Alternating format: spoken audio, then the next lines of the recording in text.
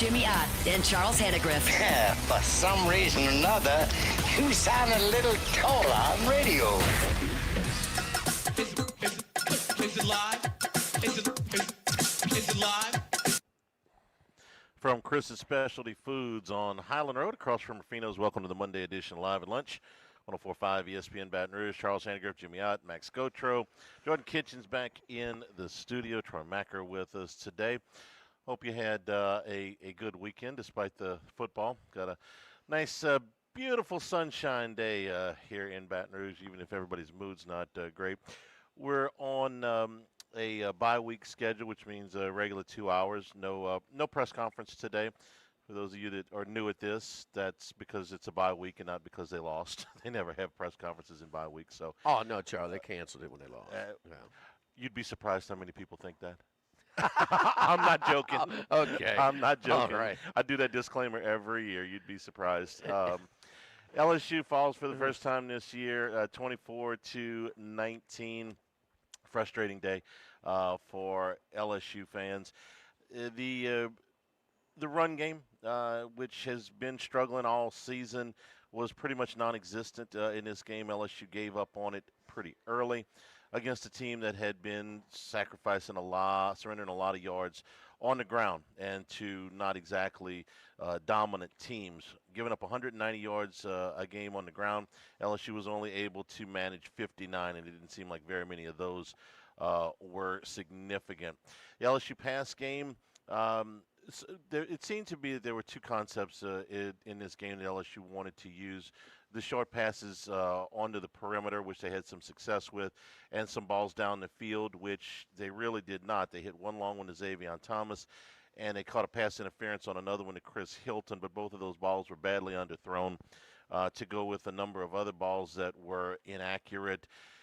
And you got to wonder again about the health of Garrett Nussmeier, who 3 weeks ago looked a little bit shaky. Last week looked like he was throwing the ball with some zip. And in this game, it kind of came and went. There were a couple of balls, one on the sideline to Bauer Sharp that looked like it had some zip on it, a couple in the middle that looked okay. And then other times he looked like he was really struggling to get the ball down the field. After the game, Brian Kelly said that Garrett Nussmeier is healthy. Garrett Nussmeier was asked about it, said he didn't want to talk about it. I looked at the game again last night, and there's times where he's just clearly not with the type of command of the football. He's usually a very accurate quarterback when he's healthy. The decision making is a whole different thing. We'll get to that. But just the actual health, the zip on the football, the ability to push the ball down the field, I thought it was there last week. This week, it kind of came and went. The decision making that he's had on some of these just has you scratching your head. The interception that he threw was about as bad of a ball as you could see. Rival of one he had against Louisiana Tech a few weeks ago. This ball was thrown into coverage in Ole Miss territory and on first down. You can't. That's the kind of quarterback. That's the kind of throw you do not expect an experienced quarterback to make. So the struggles all day were very, very frustrating for LSU offensively. And they got a lot of things that they can work on during the bye week. Defensively, Lane Kiffin's going to provide a lot of challenges to you. Trinidad Chambliss was every bit as good as he had been advertised, both with his arm and with his legs. A lot of his runs came in the center of the field. He was able to slip out of some pretty sticky situations and make positive yardage out of them. He was also able to have a lot of success with time to throw the football, pushing the ball down the field. He threw for over 300 yards in this game. LSU's defense was able to cause 2 turnovers, really nice plays by Halsey and Woodland that kind of kept them hanging around, and Ole Miss really hurt themselves with well over 100 yards in penalties. Jimmy, that's the outlines of this. I saved the one thing that I know you want to start with at the very beginning. Believe me, I know where you're going with this. We've already done 2 shows together since the end of the game, which is that Ole Miss's defense not only was able to stop LSU's run game and confound the passing game, but they were able to do it by dropping 8 and rushing 3. Yeah, and that's we watch a lot of games, man, and we can't see the all 22. So we can't see if, say, the quarterback has a guy and he misses him, didn't see him. You know, when you go to the games, you can see that type of stuff. You can see the entire field. But the one thing you can do, you can see, how many they're bringing. What's their front? Are they disguising pressure? This backer looks like he's coming, but he's dropping into coverage. And the thing about it is, and as a defensive coordinator, you want the opposing quarterback to break the huddle and wonder, okay, when are they in? When are they in? LSU's offensive line had so many issues. Nussmeier knew exactly what they're going to be in every time. You be light in the box, you can run, they're rushing 3. And I've never seen a college or pro game where 3 got the quarterback off his spot and got pressure as much as they did on Saturday. I mean, when you usually race 3 and you're not going to get there, so you're going to have to cover for a longer period of time. Some teams do it like a 4th and goal from like the 10, because if everybody's disciplined and stays in their zone, then you kind of can't fit it in there unless you're just not reacting. But they got to Nussmeier over and over and over, rushing 3, and that's going to frustrate any quarterback. I mean, when you lose, well, let's go with the coach, and we'll go with the quarterback, and we'll all filter down from there. So, but I don't care if you had Bill Belichick or Sean Payton or whoever trying to or Lane Kiffin play design in here. You can't block 3. you're going upstream with 5 or 6. Yeah. You're going upstream all game, and that's going to lend itself. Now the timing made it bad because the timing was on 4th down in a penetration on the poor decision interception by Nussmeier. It wasn't after a couple of 3 and outs or whatever where I have nowhere to throw the ball and I'm getting off my spot. Yeah. On 3rd down, I'm desperate. I'm just frustrated. So the timing doesn't make sense. But there's a lot of space in there for you to be upset. I mean, this is a bad defense too. So whether you're light in the box and you can't run block, okay, or they're only rushing 3 and you can't pass protect, this offensive line, it's as bad as I've seen, come through this program. And forget where these guys were ranked coming out of high school or whatever. You can't play. Now, is it the offensive line coach? When you're this bad, it's on everybody. Keep in mind, this defense was last against the rush coming in. We said to be careful with early statistics.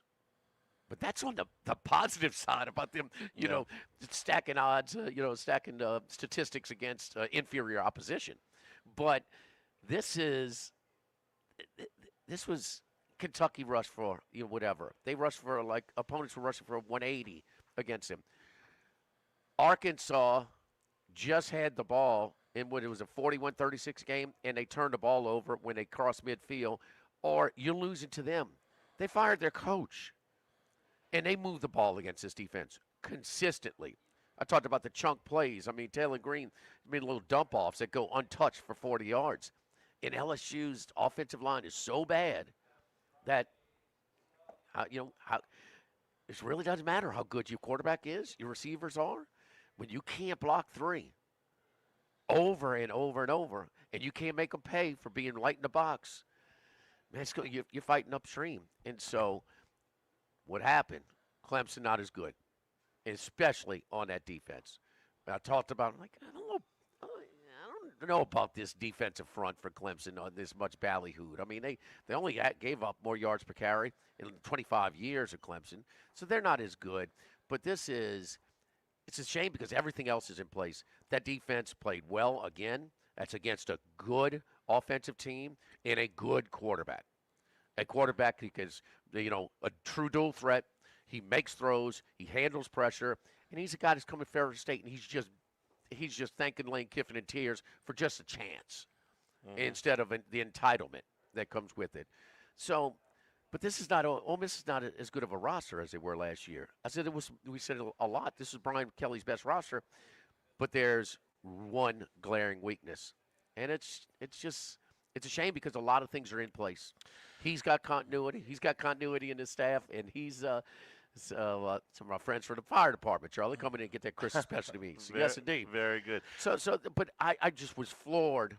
3-man rush over and over and over, and they were either getting home or they were affecting the pocket. Yeah, I'm sorry that it has to be. We got to go back to one common denominator, but we do.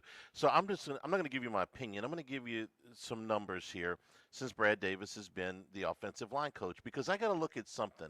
All right, all of these guys were highly recruited. We can throw that out. Okay, they're not playing well. They're not being developed because these guys would have gone to the Alabamas, Georgias, Texases, and Floridas of the world where they weren't recruiting against Northwestern State.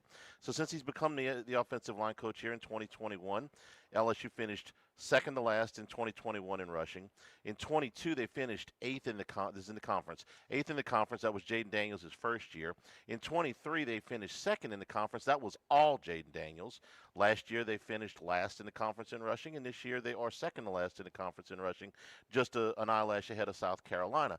So if I'm looking at common denominators, that's what I'm looking at. I'm looking at the offensive line coach. I'm sorry, this is your responsibility is to have this group operating at a higher level. So you don't like recruiting rankings, that's fine.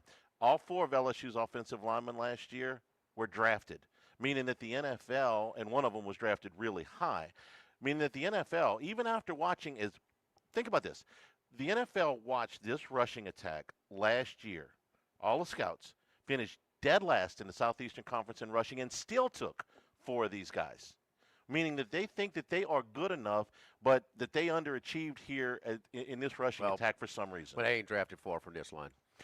Well, no, they don't even. These guys aren't good too. They don't have any upperclassmen. That's good data, okay, and that's a common denominator. I get it, and keep in mind that the Daniels are all scrambles and design runs because of freak running the ball, okay. But as far as handing the ball off, but Charlie, these guys aren't good either. I don't disagree with the approach.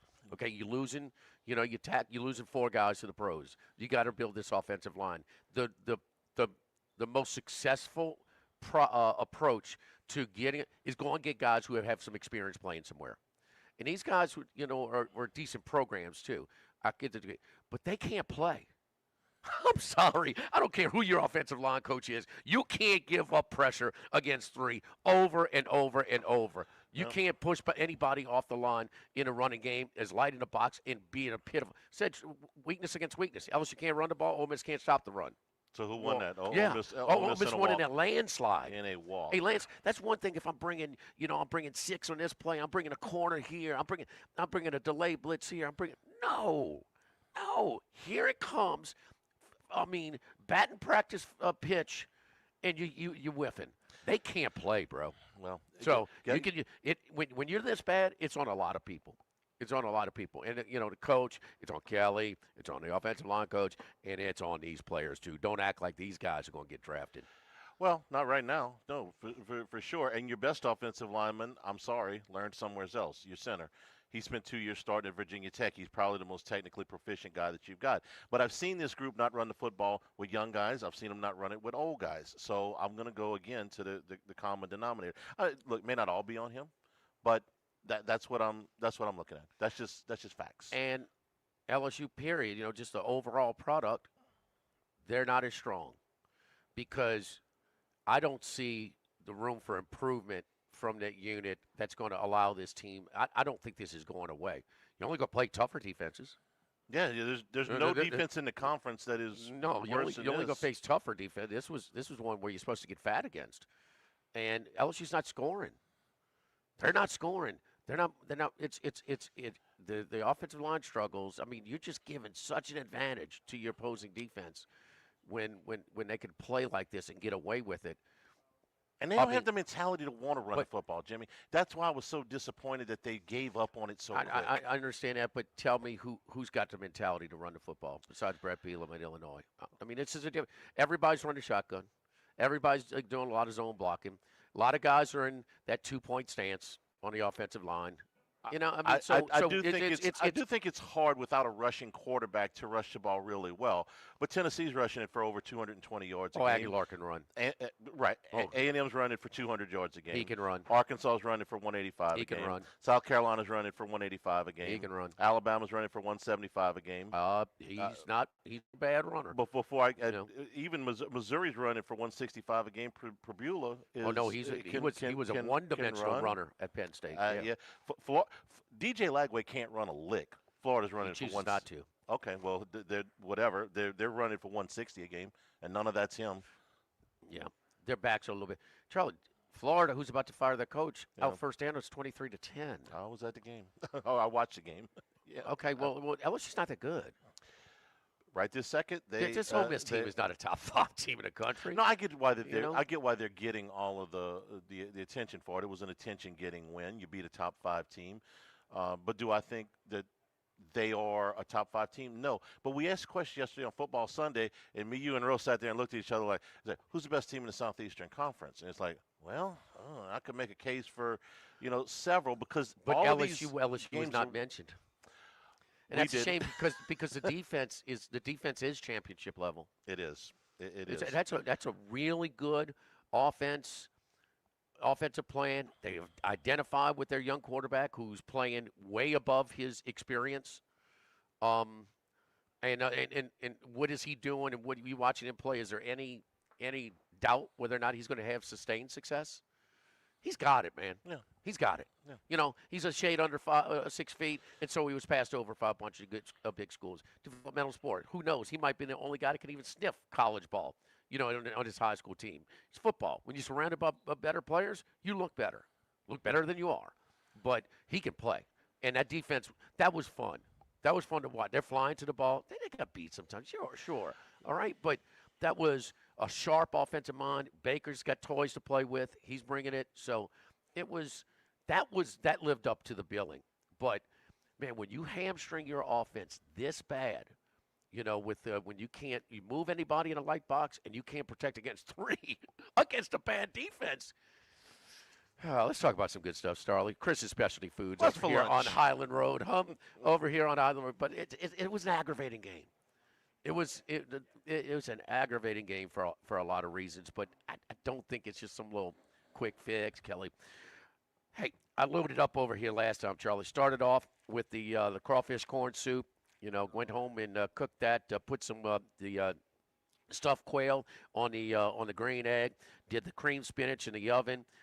Just take it out the container, the seal bag, and put it in the oven about 350 for about 25, 30 minutes. Seafood stuffed bell peppers. I had a Chris's smorgasbord at the house. I think you guys had one as well. We did. We came in here. Not only did we get food for the house, my wife went on a trip this past weekend. They took one of the stuffed chickens to take down to the beach. Had a great meal with that. Of course, I had to slide in a little Cajun seasoned filet as well. So that's good. Had the I did with the bacon wrapped duck breast with the cream cheese and jalapenos. Put some tortilla chips, a little queso, made some duck nachos. Bam! That's what I'm talking about, Charlie. That's what I'm talking about. This all starts over here at Chris's Specialty Foods on Highland, right across the street from Rufino's. You get all your stuff that's prepared foods. It's easy to just heat up or throw on the grill and things like that. Tons of homemade sausages. You got everything you need from chicken, beef, seasonal, sides, seafood, everything. And then also for lunch over here. You had the soft shell crab po' boy last time. Delicious. So you went with the special this last time. I'm going with the special today. Grilled Chicken Club.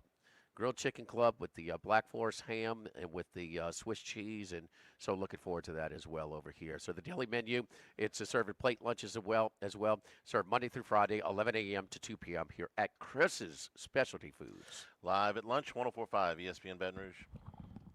Live at lunch. Get the 1045 ESPN Baton Rouge mobile app powered by Bayou Ford and tap the microphone icon to send us your thoughts in an audio message. Your message could be played on air. Find our app in the Apple or Google Play Store. For direct links, visit 1045ESPN.com. Tigers, Saints, Southeastern Conference, all in one place. LouisianaSports.net. No paywalls, no article limits. It's just the coverage the Louisiana sports fans want. Bookmark it today. LouisianaSports.net.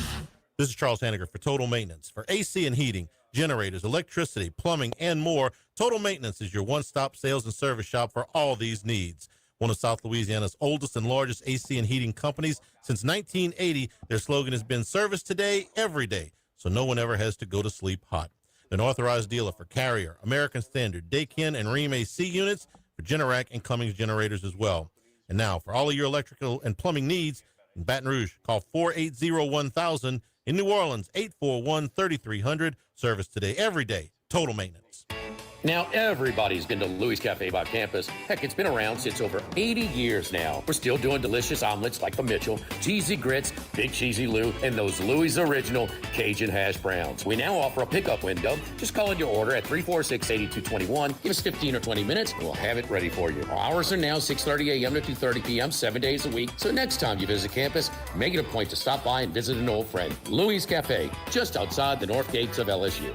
This is Buzzy Hydell for the Morris Insurance Group. Outdoorsmen in the state might be having a tough time right now finding policies to fit on the properties they love. If you've got a hunting camp, a boat, or an RV that has been difficult to insure, we want you to look again. For owners or renters, the Morris Insurance Group can help you all the way to the duck camp or the fishing boat. We also have policies on coastal properties, including flood insurance to let owners protect themselves in the event of damage. For your camps, boats and trailers, four-wheelers, ATVs, and tractors, get a quote today at morris-ig.com or call 225-201-0007. This hour of Live at Lunch with Ott and Hanny is brought to you by Dana Brown at the law offices of O.C. Brown, 343-1111, and ocbrown.com. Roto-Rooter for all your plumbing needs, 925-8710. Supreme Rice, grown, milled, processed in Louisiana since 1936. United Community Bank, the local way to bank big. Tex Morris at Edward Jones Investments on Jefferson Highway, 928-8659. Total Maintenance, your one-stop shop for AC, electrical, generators, and plumbing. Service today, every day for Total Maintenance and Coastal Capital Advisors. Markets evolve. We adapt. The Live at Lunch with Ott and Hanny Restaurant Club. Sammy's Grill on Highland Road. A hometown favorite for tailgating and watching LSU games since 1988. Snow Seafood and Steak for over 50 years on Airline, Highway, and Highway 74 in Gonzales. Dozy Place for hand-cut steaks on Government Street and Mid-City. Louis Cafe, a Baton Rouge landmark since 1941. Just outside the north gates of LSU. Finbom, sushi, burrito, poke, ramen at Burbank and Lee. Get Moss Max and less tax during happy hour at Modesto. Join us Tuesday through Friday, 2 to 6 p.m. for $10 20-ounce margaritas and dip trio with $5 drink specials and $6 seasonal cocktails. Eat Modesto, 3930 Burbank Drive. Pizza that's true to its hand-tossed wood-fried tradition. Roca Pizzeria is heating up its new half-off happy hour, Monday through Fridays, 3 to 6 p.m. Come enjoy 50% off margarita, pepperoni, more cheese, craft cocktails, wine by the glass, and draft beer. Roca Pizzeria, 3897 Government. Attention vehicle owners. Before you trade your transportation, let K&M Automotive give your vehicle a new lease on life with a remanufactured product from Jasper Engines and Transmissions. A Jasper remanufactured engine, transmission, or differential will extend your vehicle's life, giving you the extra cash to do the things you really enjoy. And Jasper offers a 3-year, 100,000-mile nationwide parts and labor warranty. K&M Automotive, 636-2875. That's K&M Automotive, Segan near Perkins.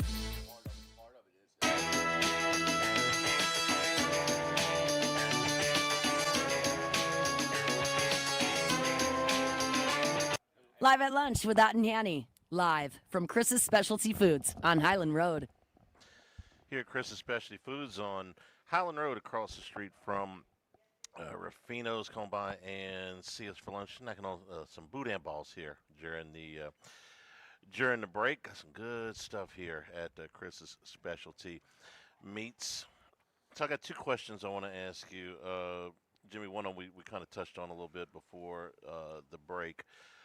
But I'll save that one for a second. The first one is, do you think that Garrett Nussmeier right now is injured, compromised, alien? Pick your word, okay? Not enough to really, that's minimal at best, Charlie. I saw the guy. Now, when he's a guy that we talked with Dello yesterday, he's got to have space. He's got to step into his throws like most quarterbacks. And he stepped into when he was protected against Southeastern. I mean, there was no signs of any type of. He even ran the ball, which, I'm not a big fan of him running. I'm an opposing defense. I want him running more than throwing the ball. But he might be, but it's minimal. I think now does it cause more when he is off the spot where he can't set and step into his throws? Maybe, but if it's it's not enough to make a huge difference. If he was protected, okay, They were like, and they're rushing 4 and 5, and he's protected, and you got less guys to cover, and he stepped into his throws. It'd been just fine. It'd have been just fine. There's room for him to step into both of the, and I don't know if he's hurt or not. Okay, I really don't. Kelly says he's not. Nussmeier kind of sidestepped the question.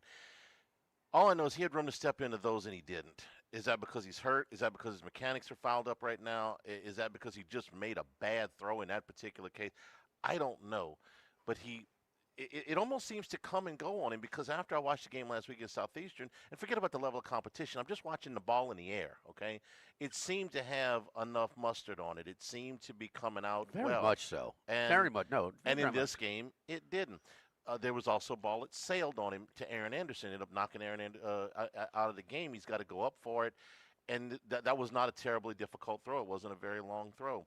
So I can't put my finger on it. I'm not a quarterback's coach, but something doesn't seem right.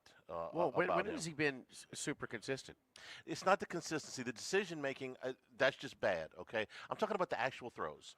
I'm talking about actual throws too. I thought for the first 7 games of last year, he was pretty consistent with where he put the football. He went through that 6-quarter malaise where he was against A&M and Alabama, but the first 7 games I thought he was pretty good, and the last 3 games I thought Against he who? was A&M and Alabama. No, against what were the ones where you're giving him all the credit?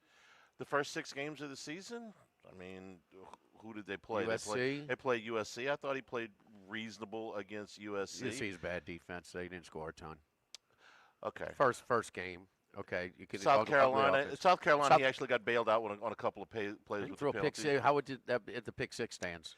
The first one shouldn't have, because he was getting No. collared. I'm The saying second one should- if South Carolina just doesn't hit him and whatever. I mean, what are we looking at? I mean, that's a colossal poor decision. That was a terrible decision. He threw for almost 300 yards in that game. Against a good defense. Ole Miss. South Carolina was a good defense last year. I didn't say that. No, I'm saying it. Okay. Oh, okay. no. Okay. That is. Come on. The South Carolina's defense was good last year. UCLA, Ole Miss, Arkansas, and then at the end, Florida, Vandy, Oklahoma, and in the bowl game, if you want to count that. I thought he was pretty good last year. With the exception For of first those games. year, but there was some inconsistencies, as there usually are for a first-year full-time starter. I thought. And do you think you're supposed to clean them up? You're supposed to take that next step. Yeah, I thought the inconsistencies were more with the decision making than with the throws. I thought when his throws were right, but okay. So there's a lot of speculation about where he is right now physically. Only he knows for sure. The second question is That's to me, that's more of an excuse, and he's not hurt enough to where that it's costing you games. they're not holding him out of the games. No. So if he was really hurt, No. they're not holding him out of the games.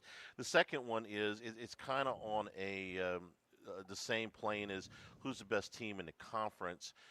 A lot of people want to just throw this season in the garbage right now today, and I maintain that I'm not anywhere close to ready to do that.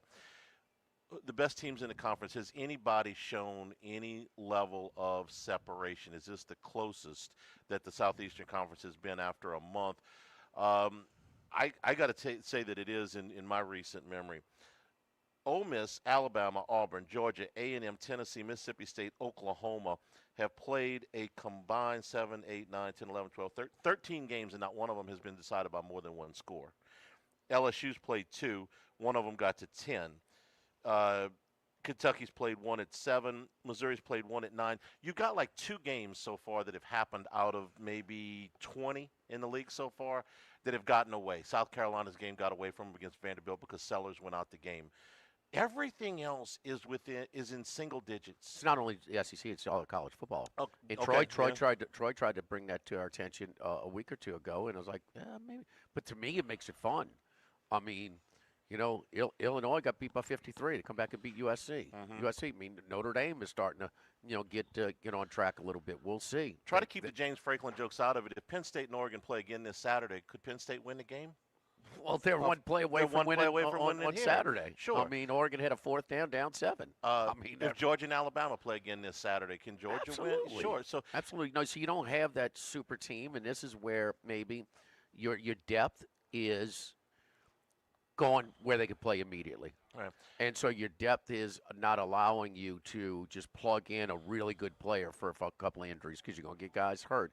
But I don't see, Ohio State's #1 team. Do they deserve to be #1? Probably so. I mean, they're far from far from unbeatable. Yeah. And so I mean, they won a game against Texas with 200 yards. I will acknowledge that LSU has big flaws, I'm- but so does everybody else. No, yeah, but Not everybody else, but- Charlie, it's such a strain on your defense because they're out there. We talked about it. You can't block 56 snaps against a Lane Kiffin team. That's bad. alarming. That's I mean, bad. When other teams got 88, you got 56. I mean, you're just on the field a lot longer on defense, and you can't last forever. I mean, it's not just by coincidence that whether it's NFL or college, the last 7.5 minutes is way more offense than the rest of the game because defenses are worn down, Right. and teams are more in rhythm. But so that's just a lot of strain, and so Durham coming back will help. He's your best back, and I mean anything that helps that running game, anything is going to help some. But what I see is, I think Ole Miss, nice win. Ole Miss, I don't take serious. If their schedule allows them to get into the tournament, I don't think they have the roster they had last year to make the noise. I said it before. I took Ole Miss over again. I said they might not be as good of a team, but they might have just as good of a record, if not better, this year. But Alabama, no, Alabama's not Alabama anymore. They had to play really well to win. You see? Yeah. So they can lose if they don't play at a high level with their young And quarterback. think about how badly you thought about Alabama 3 weeks ago when they came off the field in Tallahassee. Well, no, They looked like they had quit in the first 3 game. days ago because Wisconsin's terrible. Yeah. Okay, you Monroe, but their first-year quarterback, so Ty Simpson, he's got a chance, but he's not going to play at that level every week. He's not. He's a first-year starter, and so Playing out well in Athens is a pretty damn good well, start. Well, but Georgia is not the Georgia team, and you can't. That's impossible to have elite personnel, which they had for like they may have had that 5-year stretch. Their roster was better than anybody's. all of which is why to say Okay. I don't think that this is over. No, it's not over, but they don't improve and how are they going? Offensive lines improve, but this is 5 games, and they've not. If anything, may have gotten worse. I can't argue that point. Don't forget our friends over at Legacy Title. Chad Reynolds, Legacy Title for all of your real estate closings, 296-0060. Full-service title company servicing all of South Louisiana. Our great team over at Legacy Title, Ashley Donald, Mariana Haynes, Adrian Galata, Michael Platt, Natalie Bradford Smith. Buying, building, refinancing, nobody chooses but you. Choose Chad Reynolds and Legacy Title. Chris's Specialty Foods. Start off with our deli menu. Again, small plates. Do the sandwiches and wraps, soups and salads, or combos of those. Platters, wraps, sandwiches. And our special today, Chef Special, is the Grilled Chicken Club over here at Chris's on Highland Road right across from Rufino's. Live at lunch, 104.5 ESPN Baton Rouge. Live at lunch. Louisiana, you've got a new home for coverage of LSU, the New Orleans Saints, and the Southeastern Conference. LouisianaSports.net. LouisianaSports.net. Feature stories, opinion columns, recruiting updates, in-game reports. And it's all free. No paywalls, no annoying pop-up ads, no recurring subscriptions. Just the content you crave. From the folks that bring you 104.5 ESPN Baton Rouge, it's LouisianaSports.net. Workbox can handle all of your movable storage needs, commercial and residential. Our shipping containers come in various sizes, 8x8, 8x10, 8x20, or even 8x40 feet. Not just one size. These units can be customized for any use. Custom lunchrooms, offices, work sites for plumbers or welders, dual purpose, part office, part storage, climate control, shelving, lighting, using different materials, whatever you need. Give my buddy Martin Padial at Workbox a call at 343-4886, 343-4886, and workboxllc.com. This is Charles Hanniger for Coastal Capital Advisors. When it comes to retirement, no two situations are alike, so Coastal Capital Advisors will tailor a plan for your family's needs, no matter your age or your financial situation. The bottom line is Coastal Capital Advisors will work with you and build a lifetime relationship. I know, because they work for me. For more information, contact Philip Fontenot and his staff at 337-981-1376 or online at coastalcapitaladv.com. Advisory services provided by New Age Advisors, LLC, doing business as Coastal Capital Advisors as a registered investment advisor. Securities offered through New Age Securities, Inc., member FINRA, SIPC. Since the 1930s, Supreme Rice has delighted their customers for all of your favorite South Louisiana dishes. Whether you like the brown, long grain, medium grain, jasmine, or the new parboiled rice, Supreme Rice makes your favorite dishes even better. They even have a healthy low glycemic rice, a great option for diabetics and those who have high insulin resistance. Supreme Rice is proud to be part of the Climate Smart program, which promotes water conservation and reduces methane emissions so future generations of Louisiana farmers can enjoy the same benefits. For more information and great recipes, find them online at supremerice.com. By now, you know that we do our show every other Tuesday at the Crowntown Room at Dozy Place. The Crowntown Room is ideal for larger groups, or if you just want to watch the game on one of our 3 large TVs. The tamales are the most popular appetizer, but don't forget the seared tuna with the sriracha glaze. For the perfect blend of sweet and spicy, you can't go wrong also with the flash fried oysters or the shrimp. The porterhouse is the perfect steak to share. Strip on one side, filet on the other, prepared at different temps if you like, bone in to maximize flavor. Dozy Place on Government Street, just off Acadian in the heart of Mid-City. Sammy's Grill on Highland Road since 1988. A hometown favorite for tailgating and watching LSU games in a casual atmosphere with the friendliest service. We're now bowling crabs at Sammy's every Tuesday, Wednesday, Thursday starting at 5 p.m. and on Friday, Saturday, Sunday starting at noon. Sammy serves a wide mix of authentic Louisiana food prepared to order with the best ingredients available. Fresh Louisiana seafood, Cajun favorites, burgers, and po' boys, all built from scratch. Our kids' menu and popular appetizers are sure to please the pickiest of eaters. Sammy's Grill on Highland Road near Starring since 1988.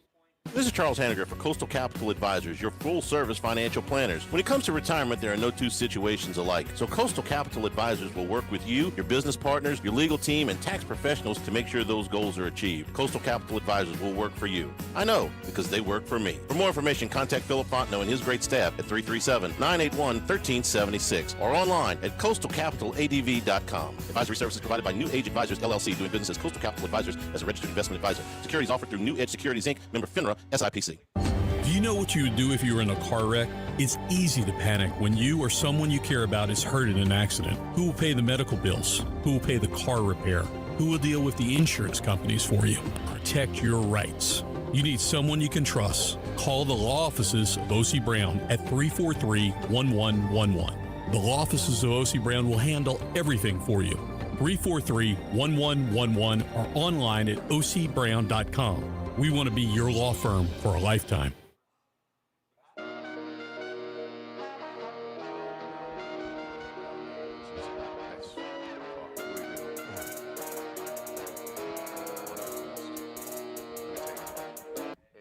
Jimmy, Charlie, and Troy. 3 best buddies sitting around talking sports bets. Let's welcome in Troy Macker from Bet Rivers. Troy, you tried to tell us a couple weeks ago, whatever, there's not a great team. Now, for some reason, it sounded like you had a negative tone when you said it, but there's no doubt. This is, to me, it makes it the fun part of college football. But the elite teams, the elite programs, that's just fine. I mean, we're seeing way more competitive games and no more than, Charlie, you just documented in the SEC. Everything is coming down to the wire in these SEC games. And well, the SEC's represented 10 of the top 19 in the rankings for what those are worth. But, Troy, you identified it with it pretty early. I mean, if you had to take one, who would you take? I mean, Ohio State's number one, and they deserve to be, but they're far from unbeatable. Yeah, it's really tricky because, just as you said it, I think Ohio State's the number one team in the country. I don't know if they're the best team in the country because I don't know who the best team in the country is. I don't really trust their offense still all that much. They struggled a bit with Ohio early on. Obviously, they got through it in Washington and had an impressive performance, but they didn't blow it out. Now, granted, they're going across the country. I like Oregon. They weathered a crazy storm up in Happy Valley in an incredible environment, but I don't know how good their defense is. Take the tape. So when I say there's no great team, that is not a knock on, it's a bad season. It's just, I say this a lot in college basketball. Sometimes we have 10 teams that could win the national championship, but no 2 elite teams. But you don't see that in college football. It's always 2 to 3 elite teams, and everyone else is here to just get a swag bag at a bowl game. So it is a unique scenario for college football, I feel like, in the last decade or so. And it's even more unique by the fact that we have a 12-team playoff where things could get really weird because there's not a huge gap between the elite tier, the great tier, the good tier.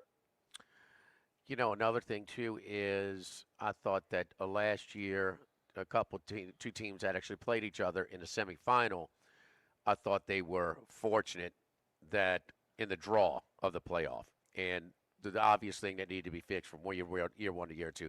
No, we just can't give you a high seed, a bye, or we can't, you can't get a home game because you want to get the conference. We have to seed these teams, no matter what your credentials are, because Penn State. Oh no, James Franklin won big games.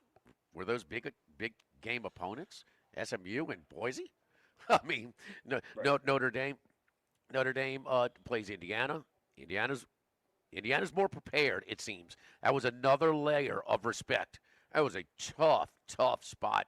There's never been any more emotion on the field than when they beat Illinois, top 10 team, by 53. And, destroyed them. To come back and win on the road against Iowa, who played well, that's a tough spot for Indiana. Now, the Iowa covered, but Indiana's more equipped, I think, to handle a postseason. Oregon might be better than what they were last year. I don't see Ohio State beating them by 40, whatever in the Rose Bowl like they did last year. And Notre Dame caught a break where they playing Georgia with the quarterback making his first road start, the backup quarterback. First start, period, in Stockton. Yeah. We led him back to a comeback again, the SEC championship game. Okay, we're gonna make you beat us with your arm, not with your legs. So maybe Penn State and Notre Dame love in the offseason was a little bit overdone, but I think it's fun. Charlie, do we want to see Alabama just winning? Or Alabama having to fight and earn for their victories more consistently. I love this. I think so too. Minus the fact that I wish LSU would have won the game Saturday, but yes, this type of competition among multiple teams, that we're not just watching one or two teams that, we're going to do an 8-week pregame to LSU Alabama because that's the only game that matters in the league, 10 years ago, or Alabama Georgia. No, I like this a lot better. Troy, who's Saturday? Let's start with Saturday before we get to Sunday. The big winners for the book and losers for the book on a great college football Saturday. Yeah, the biggest winner for the book's got to be the loss Georgia took to Alabama. Kirby Smart seems to have troubles with that program. We took some significant large bets. We had multiple bets of over 50,000 on Georgia to win and cover, respectively. We also the big loser for the book was Ohio State covering 8.5, I think. Or we took a $300,000 bet at 7, Ohio State -7. A little bit longer or shorter odds at -135. But and then the second biggest wager of the weekend was Notre Dame -4, and that game was over at halftime. So the public did beat us there at Ohio State and Notre Dame, which is, especially in the case of Notre Dame, is not to be unexpected, given that they are an incredibly public team. But the Georgia Alabama game was the big winner for the book.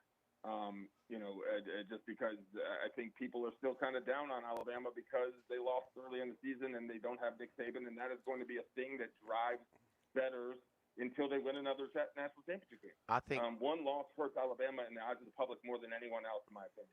I think that Georgia's just a tick off is the biggest thing I take away, because it wasn't a fluke that Alabama won. They had to play well, to win, but it wasn't. They were winning pretty much gate to wire, and that's not happened in the last 5-6 years in Athens. So that was the biggest winner for the book was Alabama. When's the last time you got Georgia under a field goal, Charlie? National championship game. At home. Oh. Mark Richt. I will tell you this. There was one game that was actually a bigger winner for the book than Georgia. Okay. But it was on Friday night, and that was Virginia pulling off a win against Florida State. No one gave Virginia a chance. It was like the largest crowd they've had in like 35 years.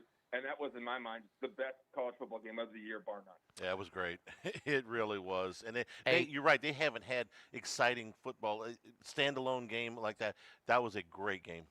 It was a lot of fun. It was a lot of fun. 30 years later, now the first one that stopped Warwick done on the little direct snap in Charlottesville, but it was in Charlottesville. It was 30 years ago. It was the first ACC loss for Florida State. They so much head and shoulders above everybody in that conference, because remember, Miami was still in the Big East at that time. Mm-hmm. But yeah, little shades. But hey, Who they got this week? Miami. And you better look ahead in the schedule because I think some of those Florida State teams were as well. And the other thing is Morris is good. He's another good quarterback. He is. Is that Morris, Chad Morris's kid, Charlie? Chandler Morris? Because he was at Arkansas. I didn't even think about that. You know what I mean? Yeah. I mean, the all offense coordinator for SMU No, I and remember. Clemson. Yeah. He was the head coach for a while. And so they have gone up and down the field. They got a nice 1-2 punch in the backfield to hand the ball. There's your running game, Charlie. There's one team that's running the ball in college football. It's the Virginia Cavaliers, huh? Loaded with 5 stars on the offensive front. Troy, who's the big winners and losers for the public in the book on yesterday? Yeah, well, biggest losers for the book were, in the Chiefs game. That was heavy money on the Ravens, just like the kind of Alabama team of the last decade. They're now struggling. People are writing off the Chiefs because they don't have any offensive weapons. Mahomes looks human. That was them plus 3 was, I think 3.8% of the total Sunday handle there was on the Chiefs. The biggest win for the book, obviously, is the Giants beating the Chargers. I mean, we're talking 5% of all the tickets were on the Chargers to win outright. It was top 5 in strength of spread at -6.5. 79% of the tickets and 78% of the money were on the Chargers. Those were losers. And then that's the Packers game. I think, what was it? 13% of all the Sunday money was on the Packers to win and cover. Now, the win goes back because it was a push, but 8% of all the money was on Packers -6.5. And that was, maybe there would have been a moment where there was some sweat in the fourth quarter, but that was, for the last 30 minutes of watching time, that was dead. Yeah, the last time they were covering was before the half, the number. Troy, but all your money line bets, money line parlays, it's just a void on a tie? So for parlays, the entire parlay won't. I think in the case of a void, it will remove that leg from the parlay. Right. So if you get a 5-teamer, it goes down to a 4-teamer. Then you void that entry. Yeah. That leg. Yeah. But it's likely if you had the Packers money line, you probably also, if you had an NFL parlay, you probably had the Chargers money line. So it didn't really matter. There you go. Any significant action up against the clock, Troy, but on tonight's doubleheader or overlapping doubleheader for Monday Night Football? Yeah, I mean, we already have 2 really big bets closing in on 100,000. One is on the Jets +3, and one's on the Bengals +8. And the Bengals one is interesting because, with that big bet, 65% of the money is on the Bengals to cover, and it's right now at -7.5 in the case of the Broncos, but 78% of the tickets are on the Broncos. So the money on the Bengals, obviously due to that large bet, but most of the people in terms of just 1v1 is on the Broncos to cover at home. Follow Troy on Twitter at Troy Macher, Machir. Good stuff, Troy. We appreciate it. We'll talk to you on Friday. Thanks, guys. Talk to you then. Chandler Morris, son of Chad Morris at Oklahoma, at TCU, at North Texas, and now at Virginia. 4th school. And that is Chad Morris, who was the head coach not only at SMU but also at Arkansas. Between growing up with your dad jumping around so many jobs and then you jumping around, I mean, he never unpacks a suitcase.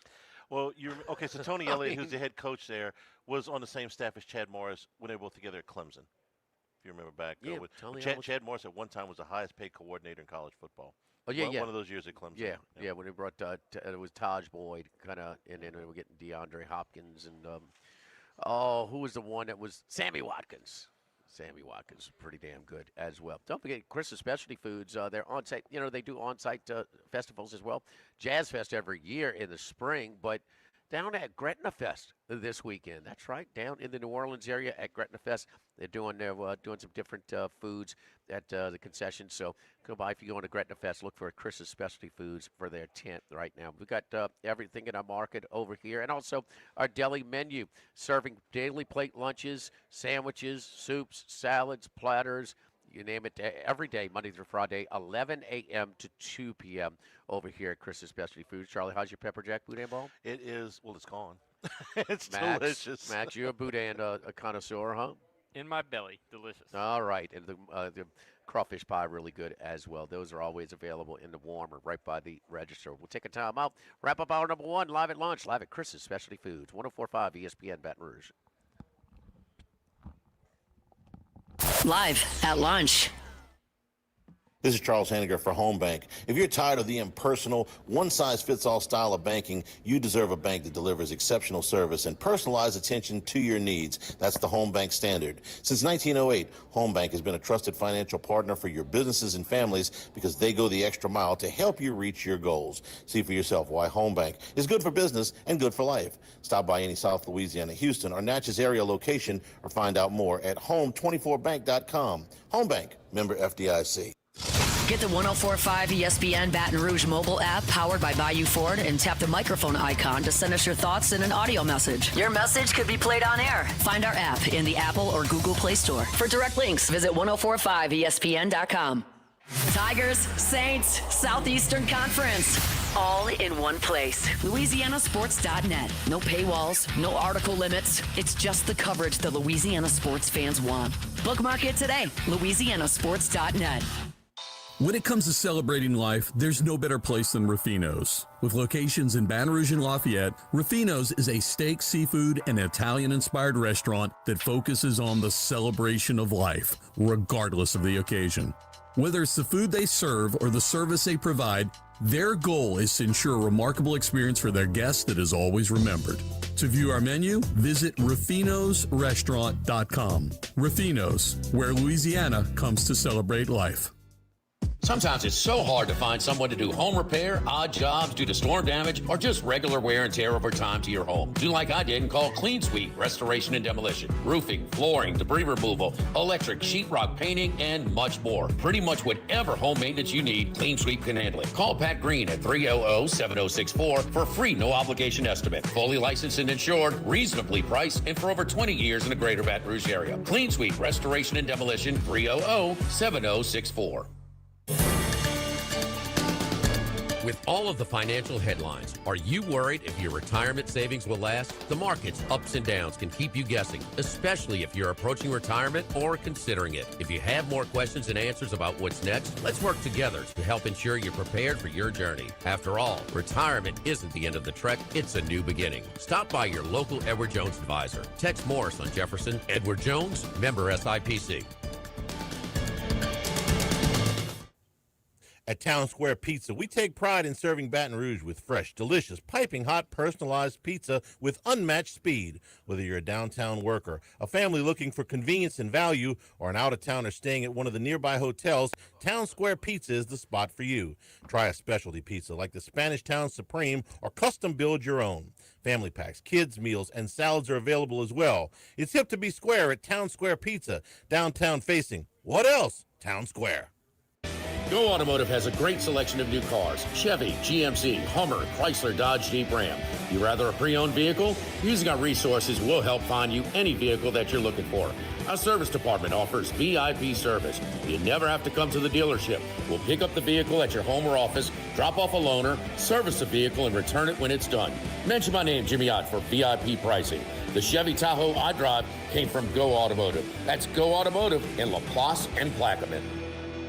ALS is a progressive and neurodegenerative disease, and we need your help to find a cure. The mission of the ALS Association, Louisiana, Mississippi chapter, is to discover treatments and a cure for ALS, and to serve, advocate for, and empower people affected by ALS to live their lives to the fullest. Whether you are newly diagnosed, a military veteran, a caregiver, or someone looking to learn more about how to navigate living with ALS, they can help. Visit als.org to learn more. That's als.org.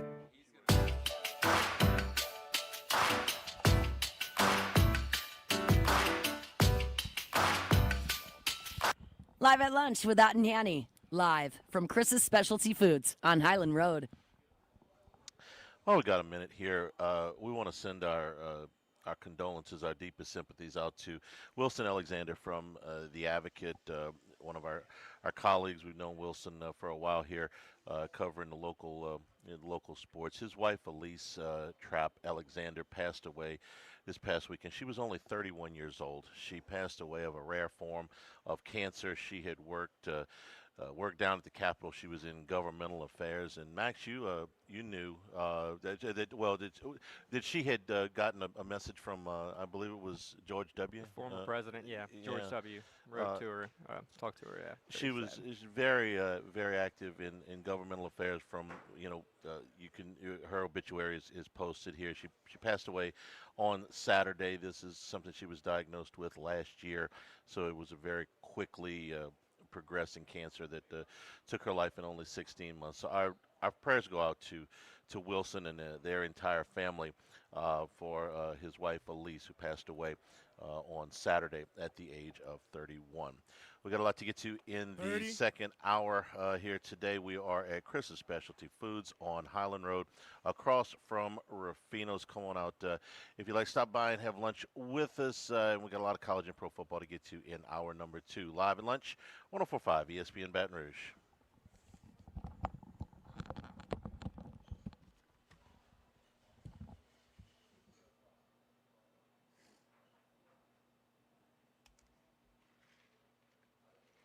Live at lunch.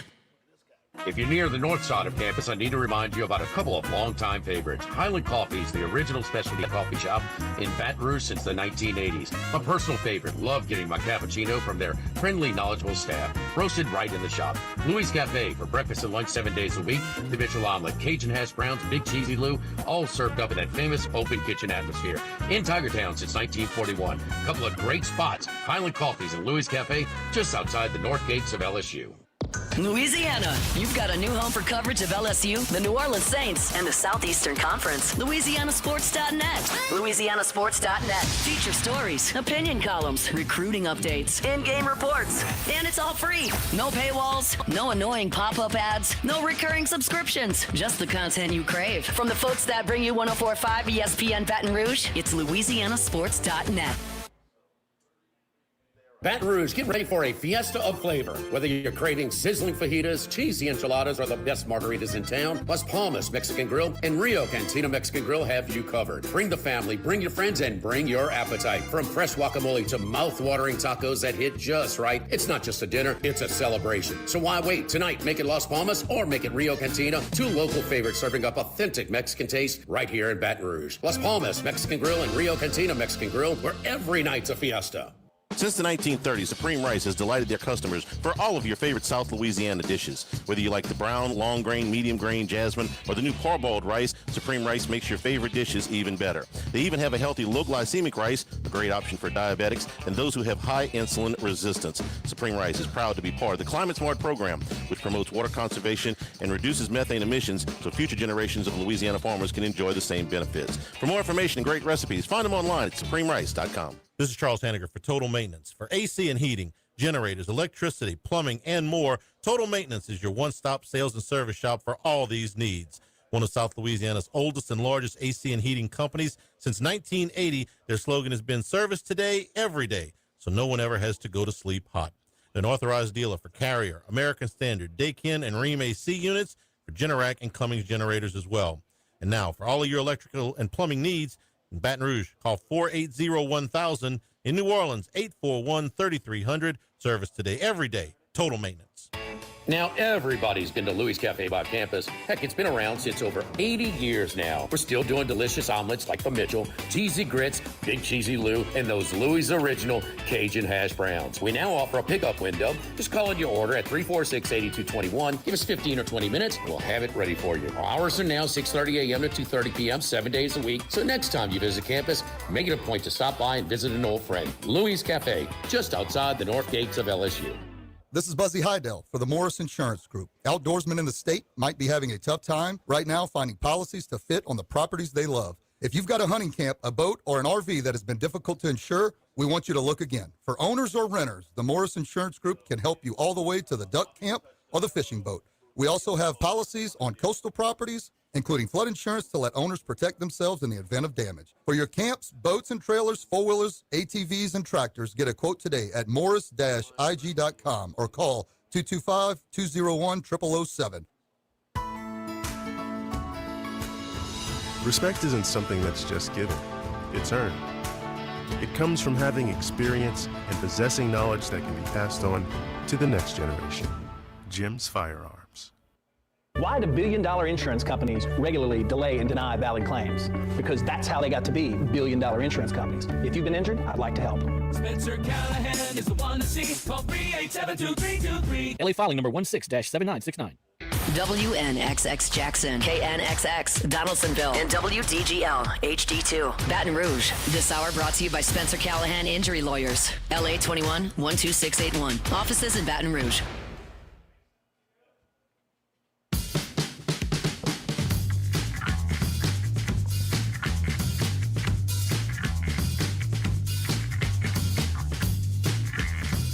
Live at lunch with Ott and Hanny. Live from Chris's Specialty Foods on Highland Road. Chris Specialty Foods is across the street from Rufino's. Come by and see us for lunch, and also get your box lunches here. You know, every Monday that we come in here, my man Randy's stacking them up to take to one place or the other, so you can get them for your company. Catering, of different, catering is available to you, and you get if you're watching this on YouTube, you see some of the boxes that are stacked up behind us. My man takes a big old load of those every Monday, Jim. Yes, indeed, and so it's just one of the options that you have over here. But Charlie, this is green egg feeder of material here, man. You know, the beef, I got they do different cuts of you got ribeye burgers, veal ossobuco, smoked brisket, wagyu ground beef, pork sausage. So I mean, you name it, even a meatloaf that it's ready to put into the oven and just heat up. So a lot of good stuff. I love the bacon wrapped duck breast and and also the quail, the stuffed quail. So you do cornbread dressings and you know, with the broccoli casserole, a little bit of everything that we have over here at Chris's Specialty Foods. So it's real easy. Everything's prepared. You just heat it up and throw it on the grill. It's pretty much over here at Chris's. So, but it just tons of options. A little bit of something for everybody. So a big weekend in college football. It did not disappoint.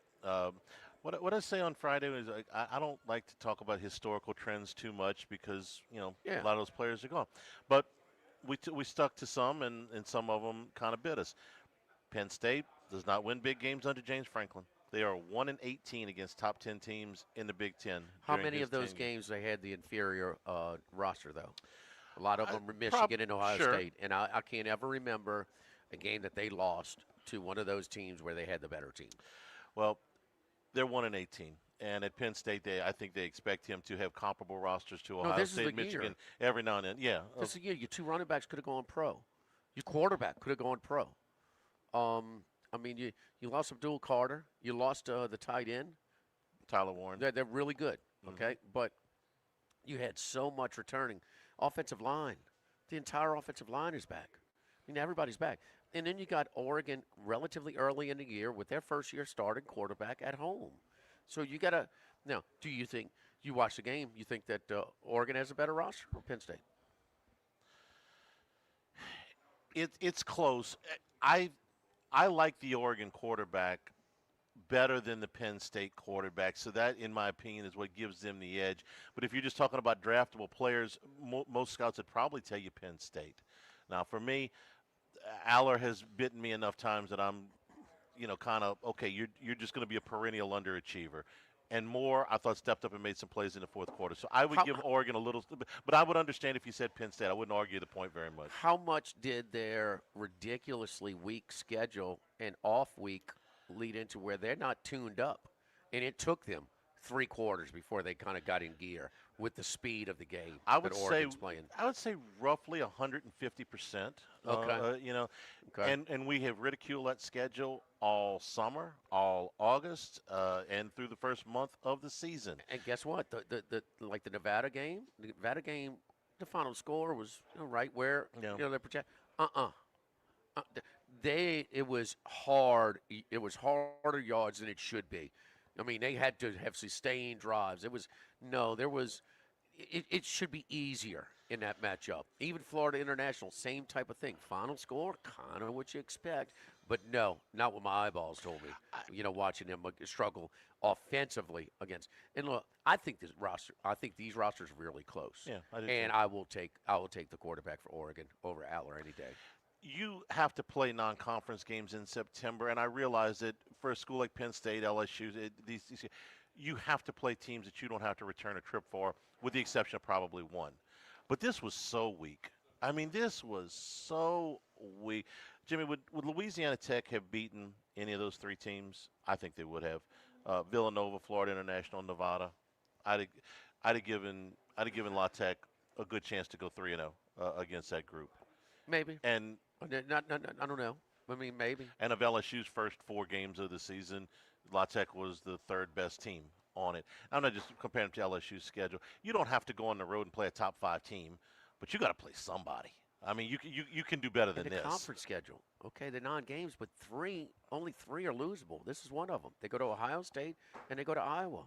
Everything else, no. Well, I mean, you better put Indiana in that group now. Indiana's okay. They go to Penn State, but yeah, you got to put them in now. Absolutely, yes. Indiana's better than they were last year. Yes. They're impressive.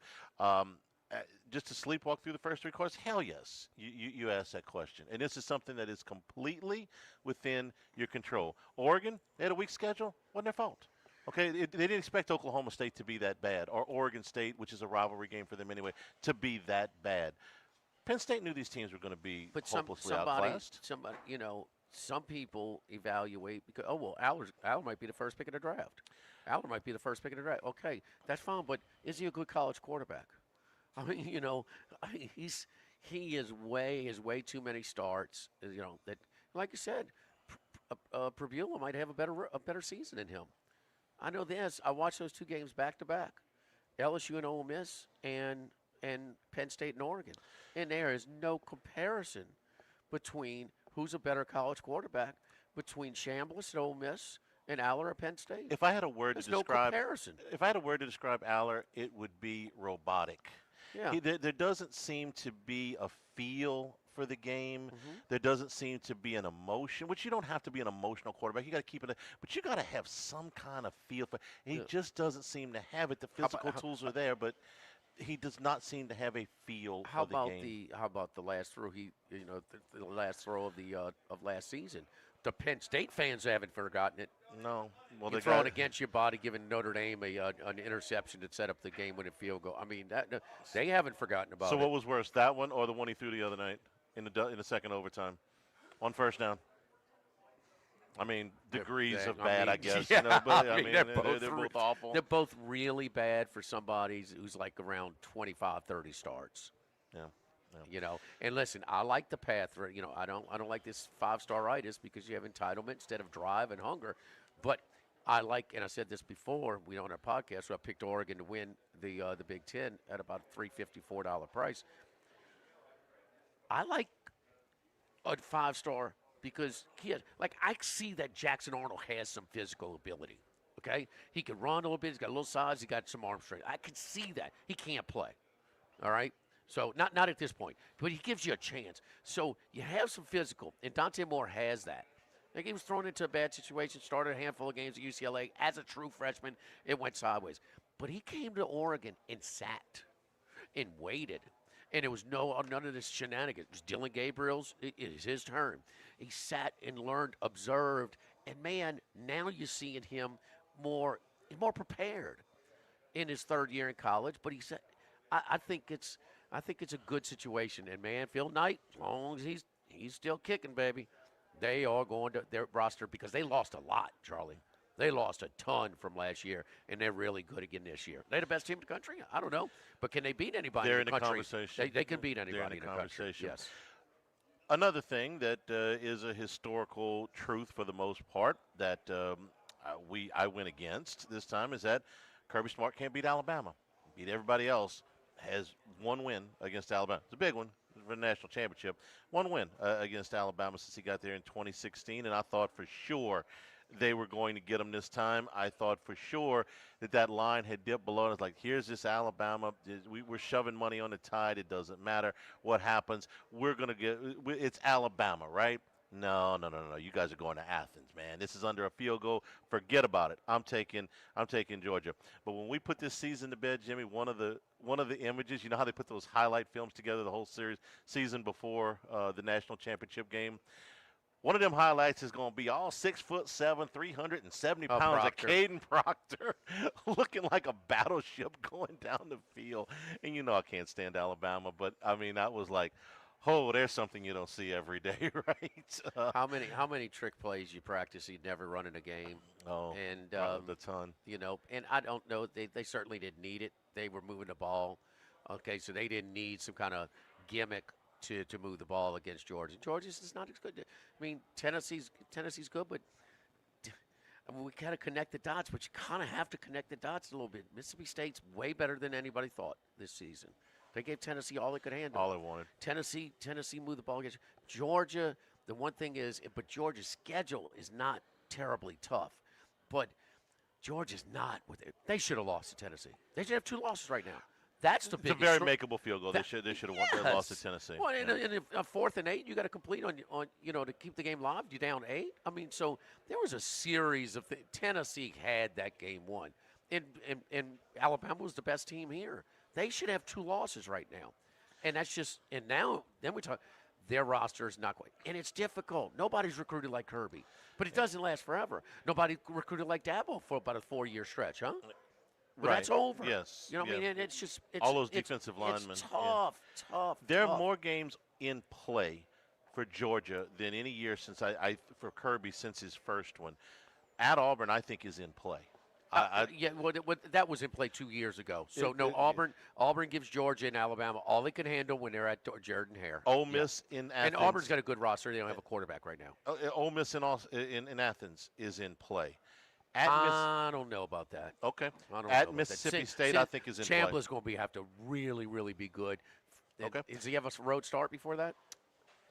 Yeah, he does. That game's not for I another think month. they play Georgia, Oklahoma back to back, right? They do, but they play somebody else. I'd rather have him at my place for his first one. Okay. Yeah, for sure. I think the Mississippi State game is in play. I think the Georgia Tech game is in play. And for damn sure, the Texas game is in play. Where's Mississippi State?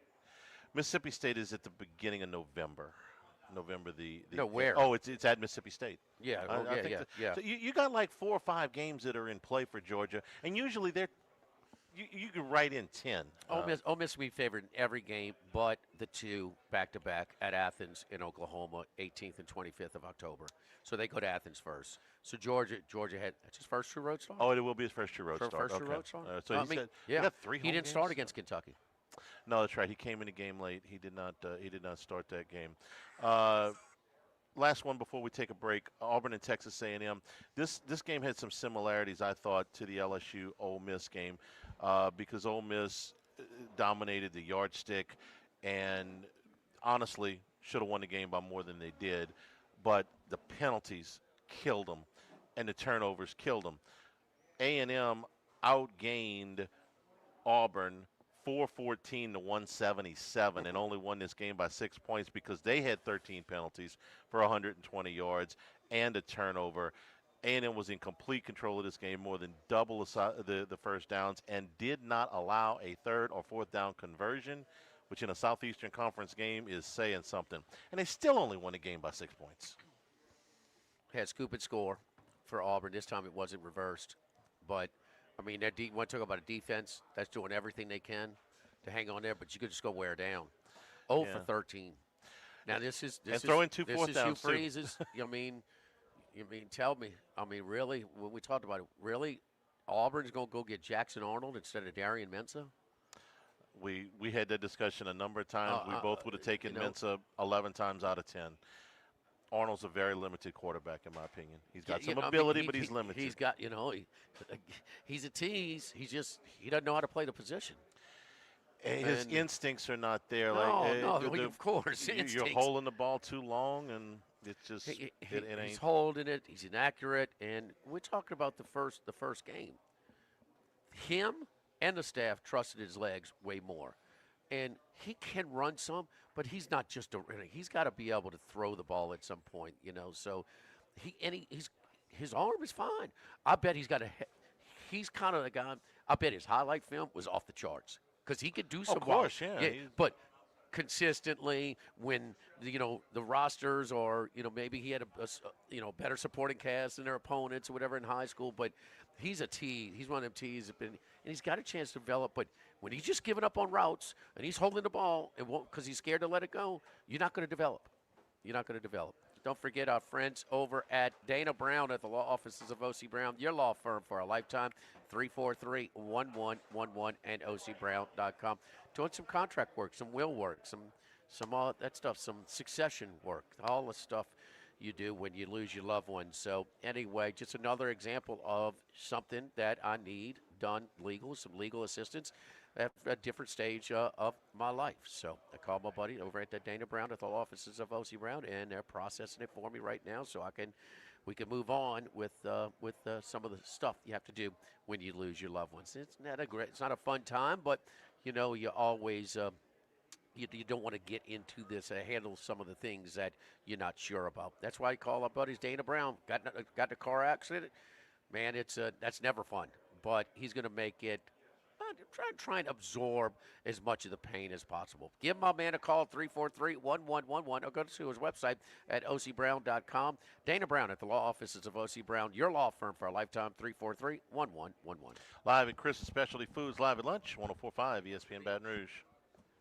Live at lunch. Get Moss, Max, and less text during happy hour at Modesto. Join us Tuesday through Friday, 2 to 6 p.m. for $10 20-ounce margaritas and dip trio with $5 drink specials and $6 seasonal cocktails. Eat Modesto, 3930 Burbank Drive. Pizza that's true to its hand-tossed wood-fried tradition. Roca Pizzeria is heating up its new half-off happy hour, Monday through Fridays, 3 to 6 p.m. Come enjoy 50% off margarita, pepperoni, more cheese, craft cocktails, wine by the glass, and draft beer. Roca Pizzeria, 3897 Government.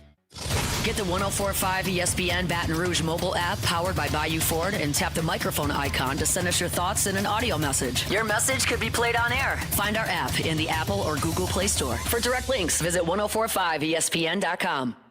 Tigers, Saints, Southeastern Conference, all in one place. LouisianaSports.net. No paywalls, no article limits. It's just the coverage the Louisiana sports fans want. Bookmark it today. LouisianaSports.net. Sammy's Grill on Highland Road since 1988. A hometown favorite for tailgating and watching LSU games in a casual atmosphere with the friendliest service. We're now bowling crabs at Sammy's every Tuesday, Wednesday, Thursday starting at 5 p.m. and on Friday, Saturday, Sunday starting at noon. Sammy serves a wide mix of authentic Louisiana food prepared to order with the best ingredients available. Fresh Louisiana seafood, Cajun favorites, burgers, and po' boys, all built from scratch. Our kids' menu and popular appetizers are sure to please the pickiest of eaters. Sammy's Grill on Highland Road near Starring since 1988. The Live at Lunch with Ott and Hanny Restaurant Club. Sammy's Grill on Highland Road. A hometown favorite for tailgating and watching LSU games since 1988. Snow Seafood and Steak for over 50 years on Airline, Highway, and Highway 74 in Gonzales. Dozy Place for hand-cut steaks on Government Street and Mid-City. Louis Cafe, a Baton Rouge landmark since 1941. Just outside the north gates of LSU. Finbom, sushi, burrito, poke, ramen at Burbank and Lee. This is Buzzy Hydell for the Morris Insurance Group. Outdoorsmen in the state might be having a tough time right now finding policies to fit on the properties they love. If you've got a hunting camp, a boat, or an RV that has been difficult to insure, we want you to look again. For owners or renters, the Morris Insurance Group can help you all the way to the duck camp or the fishing boat. We also have policies on coastal properties, including flood insurance to let owners protect themselves in the event of damage. For your camps, boats and trailers, four-wheelers, ATVs, and tractors, get a quote today at morris-ig.com or call 225-201-0007. 1950, Phil's Oyster Bar started on Government Street. Then Gus Piazza took over in the 70s, and now his son Anthony has taken it to another level at the current location in Southdowns. It's always been a Baton Rouge landmark. Seafood, oysters, po' boys, burgers, and more, all served up in an atmosphere full of sports nostalgia and tons of TVs to catch all the games. Seafood gumbo, crawfish cheesecake, or my favorite, the meatball quesadilla to start. Check out dinner and bar specials at philsoysterbar.com. You know we bleed purple and gold at Phil's Oyster Bar in the Southdowns Shopping Center. Since the 1930s, Supreme Rice has delighted their customers for all of your favorite South Louisiana dishes. Whether you like the brown, long grain, medium grain, jasmine, or the new parboiled rice, Supreme Rice makes your favorite dishes even better. They even have a healthy low glycemic rice, a great option for diabetics and those who have high insulin resistance. Supreme Rice is proud to be part of the Climate Smart program, which promotes water conservation and reduces methane emissions so future generations of Louisiana farmers can enjoy the same benefits. For more information and great recipes, find them online at supremerice.com.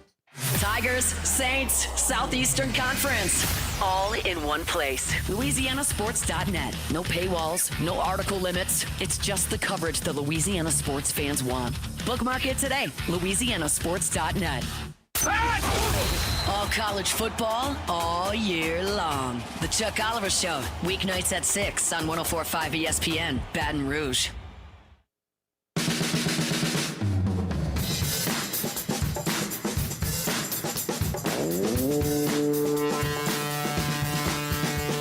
Live at lunch with Ott and Hanny. Live from Chris's Specialty Foods on Highland Road. And return here at Chris's Specialty Foods. We're also brought to you by the Thibodeau Store and the Pierre Part Store with new additions to the family. The Lockport Store and the LaRose Store both opening up this past Friday. Jimmy, we haven't had a chance to go down there yet to the two new stores, but we've sure been to the other two. I've been to the Pierre Part Store, I've been to the Thibodeau Store, and I'm glad that I did because, Charlie, you just sent a little bit, just that cool weather. Man, now the evenings are cool if you want to do a little grilling outside on the evening time. But, man, October is the best weather month in the fall. It's not even close, and we're right there. And, man, you got my green egg that I got from the Thibodeau Store, and all of my goodies, the electric starter to the coal starter, so you don't have to play with the lighting the coal. In 5 minutes, boom, that thing is blaring and ready to go, and just things like that. A good wire brush, some gloves, just everything, man. I had over at the Thibodeau Store. So it's an independently owned hardware store that has everything and then some for all of your outdoor cooking needs. So I mean, good tailgate season just getting started now. Don't let the Ole Miss loss, throw a whole monkey wrench in there. And LSU still has one to play with, Charlie. You go 10-2 in the SEC, you're getting in. There is a lot of time left. 900 St. Patrick Highway in Thibodeau and Highway 70 in Pierre Part. Online, thethibodeaustore.com. Arkansas got routed by Notre Dame on Saturday. On Sunday, they fired Sam Pittman, who's been the coach there since 2020. 32-34 record overall, 14-29 in the SEC. So throw away the COVID year. He surprised everybody the year after that in 2021. They went 9-4. They won their game in the Outback Bowl. They finished ranked in the top 20 that year. And Sam Pittman's easy to like. He's kind of every man. So they sort of embraced it. Following year, 7-6. Again, they won their bowl game. It was okay. But since then, 13-17 overall, and only 4-13 in the Southeastern Conference. So he is replaced by Bobby Petrino. I think this is one of those situations. They're rare, where the interim coach actually enters the fray as one of the favorites to be the full-time coach. And so we'll see how he does. They've got a rugged schedule the rest of the way. It's hard to look at any of these games and say there is a for sure win. Tennessee on the road, A&M at home, Auburn at home, Mississippi State at home, at LSU, at Texas, and then at home against Missouri. There is not a single game that Arkansas is guaranteed to win out of that group. But anything on the Sam Pitt, and by the way, today Petrino fired the entire defensive staff. So you think that's not from top? No. We're going to give you an interim job, but you got to fire. I mean, I think that's more from the top. If it was from the top, they could have fired them all yesterday and not given Petrino the choice. I mean, they fired 4 coaches out of 10. Does the coach really want to? He's an interim coach. You can't. He's going to improve their chances to have success this year by firing all the defensive coaches? Well, that's kind of what I'm saying. You're taking 4 coaches off the staff in the middle of the season, where you got to replace them with analysts, graduate assistants. Now the level of analysts is a lot higher than it used to be with just promoting a grad assistant. But yeah, that's a lot of coaches to just remove. That's a coaching move and not an administrative move. Jimmy, I heard in summer camp that Petrino had gotten an altercation with the defensive coordinator, Travis Williams. So it might have been a little bit of Petrino's choice. The defense has been atrocious, so it's an easy mark. But do you think Petrino's got a shot to get the job? This is a unique situation. I think there's something legally that he's, because he was fired with cause, that I don't think they can. Well, yeah, because they cleared all that up when they brought him back as OC. Okay. Okay. I mean, they can. They don't have to. But I mean, yeah, there's a chance, but I mean, he's going to have to. I don't know. I don't know. I think Arkansas has to. They've got money, but they've got to allocate it. Yeah, there's not a campus in the country that has more new construction. I mean, it is a clean, clean car smell, a new car smell on that campus, man. I mean, there's more fresh lumber, on that thing. I mean, sorority houses, new ones, just popping up left and right because it's growing. The adjacency, out-of-state tuition that gets waived for neighboring states like Texas, Louisiana, and some others has just been a boom for them. But with the Sam Walton, the business school and this, but they got the Walmart logo on the field now found, so they're getting some of it. But they got it, but they got to get it out of them, and they got because the AD is growing. We're not built to compete with the others, and as Swinton, he's also complaining that they're not cheating like the other ones are at this point. I do know this though. I mean, these in-season fires. They're happening more when all your boosters are at the game and you get embarrassed at home. UCLA launches Foster after they get beat by 4 touchdowns in New Mexico at home. Oklahoma State loses on Friday night at home to Tulsa, and they launch Gundy. Virginia Tech got routed at home against Old Dominion. Brent Pry is gone, and now Arkansas gets embarrassed on ABC, national TV, and that was ugly. I mean, it looked like it was going to be a scoring fest, but Notre Dame stopped them just enough. They had no chance at stopping the Irish offense in that game. I'm going to say Petrino doesn't get the job. I think their most likely record the rest of the way is probably 2-5.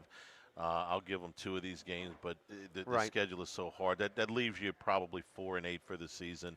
Rhett Lashley is the first name that's come up from SMU. I think he's a strong.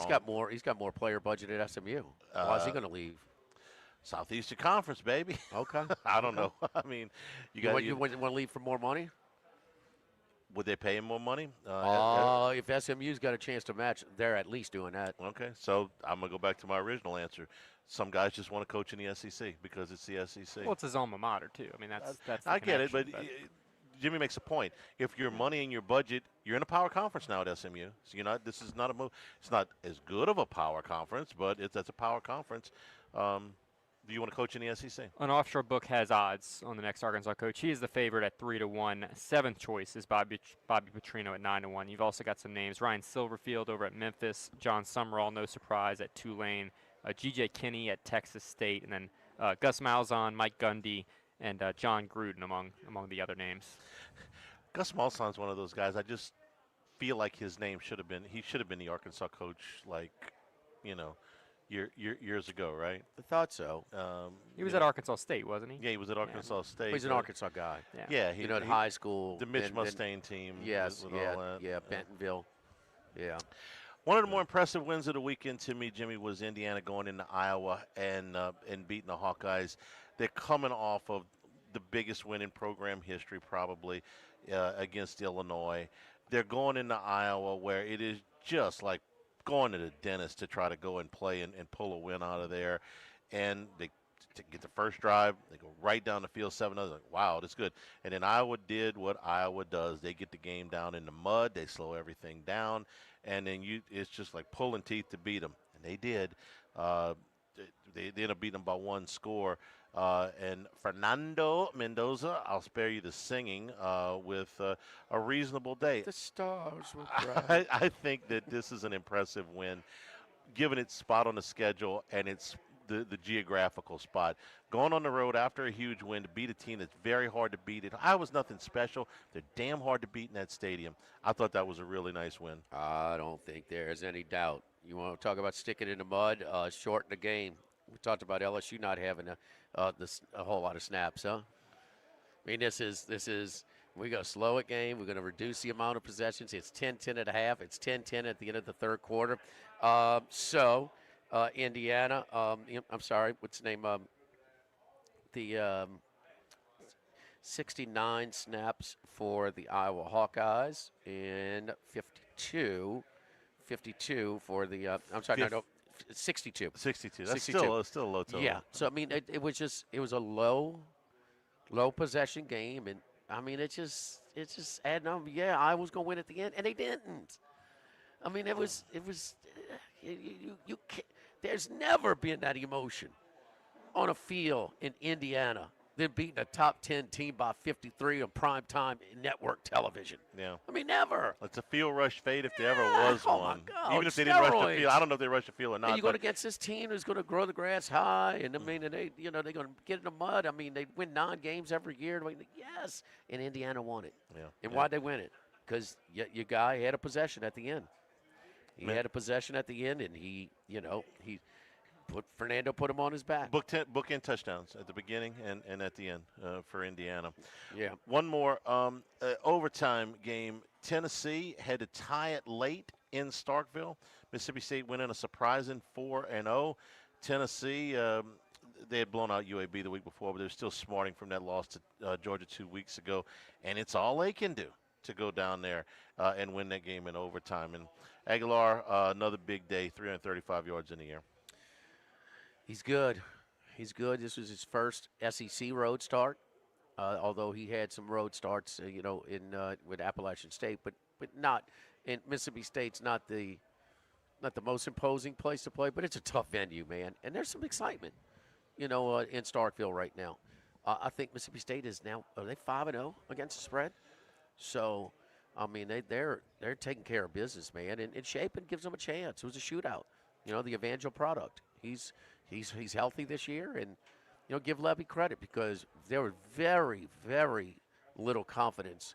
I mean, even like last year when they went to Tempe, okay, and Arizona State was good, but they couldn't even come close to competing. It was just so ugly.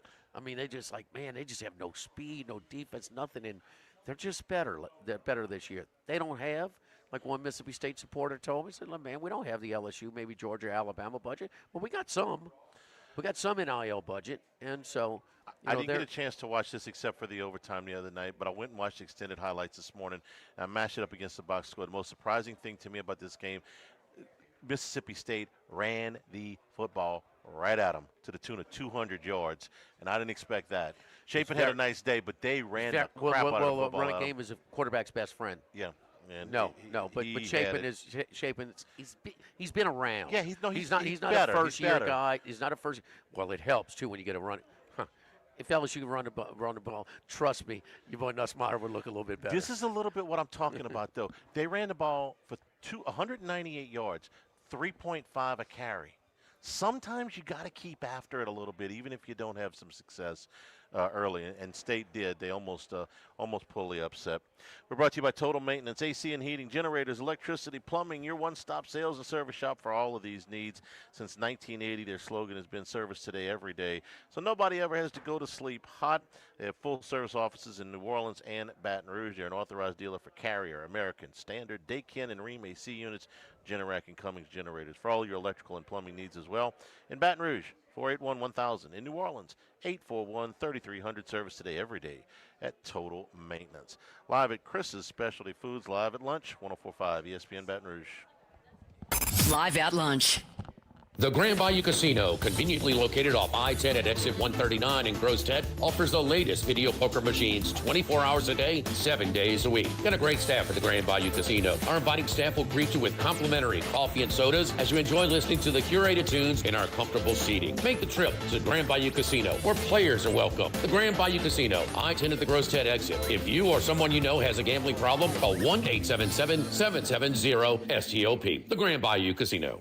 Louisiana, you've got a new home for coverage of LSU, the New Orleans Saints, and the Southeastern Conference. LouisianaSports.net. LouisianaSports.net. Feature stories, opinion columns, recruiting updates, in-game reports. And it's all free. No paywalls, no annoying pop-up ads, no recurring subscriptions. Just the content you crave. From the folks that bring you 104.5 ESPN Baton Rouge, it's LouisianaSports.net. You've heard me talk about Workbox services and how they can handle all of your movable storage needs for both commercial and residential. With our shipping containers of all sizes, customized in any way that you need or desire. Now, Martin Padial has expanded his coverage outside the Baton Rouge area. Workbox can now service the Gulf Coast and New Orleans areas all the way to Lake Charles. Our staff at Workbox continues to grow with Hannah, Martine Jr., Brandy, and Chris. Do like I did when I needed a movable storage unit. Call Workbox at 343-4886 or workboxllc.com. Have you been arrested or even issued a traffic ticket? Everyone makes mistakes. Hi, I'm Dana Brown from the law offices of O.C. Brown. If you find yourself in an unfortunate situation with the law, call us today and we can help you resolve your problem, whether it's just a traffic matter or something more serious. No criminal matter is too big or too small for us to aggressively and effectively represent you. Before making any decisions, call us at 225-343-1111 for your free consultation. You can also visit us at ocbrown.com. The law offices of O.C. Brown, your law firm for a lifetime. This is Charles Hanniger for Coastal Capital Advisors, your full-service financial planners. When it comes to retirement, there are no two situations alike. So Coastal Capital Advisors will work with you, your business partners, your legal team, and tax professionals to make sure those goals are achieved. Coastal Capital Advisors will work for you. I know, because they work for me. For more information, contact Philip Fontenot and his great staff at 337-981-1376 or online at coastalcapitaladv.com. Advisory services provided by New Age Advisors, LLC, doing business as Coastal Capital Advisors as a registered investment advisor. Securities offered through New Edge Securities, Inc., member FINRA, SIPC. This hour of Live at Lunch with Ott and Hanny is brought to you by Dana Brown at the law offices of O.C. Brown, 343-1111 and ocbrown.com. Roto-Rooter for all your plumbing needs, 925-8710. Supreme Rice, grown, milled, processed in Louisiana since 1936. United Community Bank, the local way to bank big. Tex Morris at Edward Jones Investments on Jefferson Highway, 928-8659. Total Maintenance, your one-stop shop for AC, electrical, generators, and plumbing. Service today, every day for Total Maintenance and Coastal Capital Advisors. Markets evolve. We adapt. Since the 1930s, Supreme Rice has delighted their customers for all of your favorite South Louisiana dishes. Whether you like the brown, long grain, medium grain, jasmine, or the new parboiled rice, Supreme Rice makes your favorite dishes even better. They even have a healthy low glycemic rice, a great option for diabetics and those who have high insulin resistance. Supreme Rice is proud to be part of the Climate Smart program, which promotes water conservation and reduces methane emissions so future generations of Louisiana farmers can enjoy the same benefits. For more information and great recipes, find them online at supremerice.com. Go Automotive has a great selection of new cars: Chevy, GMC, Hummer, Chrysler, Dodge, Jeep, Ram. You rather a pre-owned vehicle? Using our resources will help find you any vehicle that you're looking for. Our service department offers VIP service. You never have to come to the dealership. We'll pick up the vehicle at your home or office, drop off a loaner, service the vehicle, and return it when it's done. Mention my name, Jimmy Ott, for VIP pricing. The Chevy Tahoe I drive came from Go Automotive. That's Go Automotive in LaPlace and Plaquemine.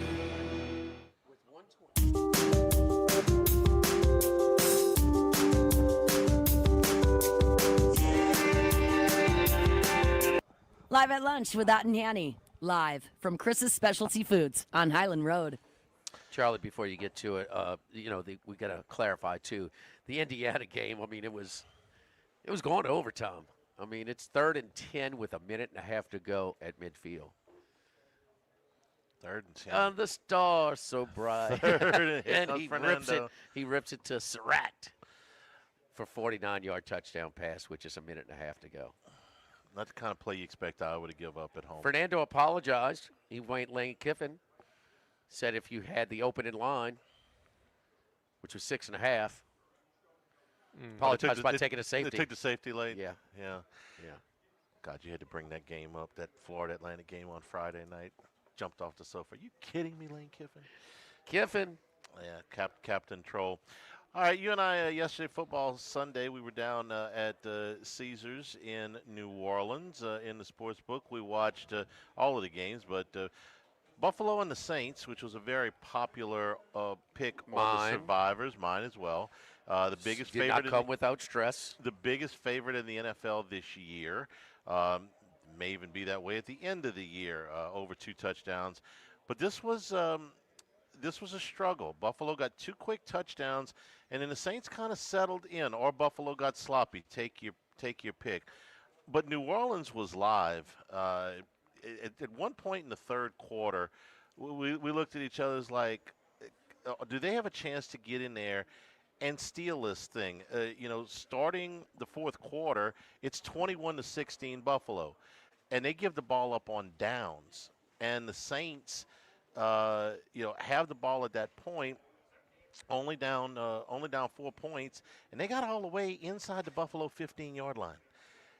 They didn't win. They didn't hold on, but they played better.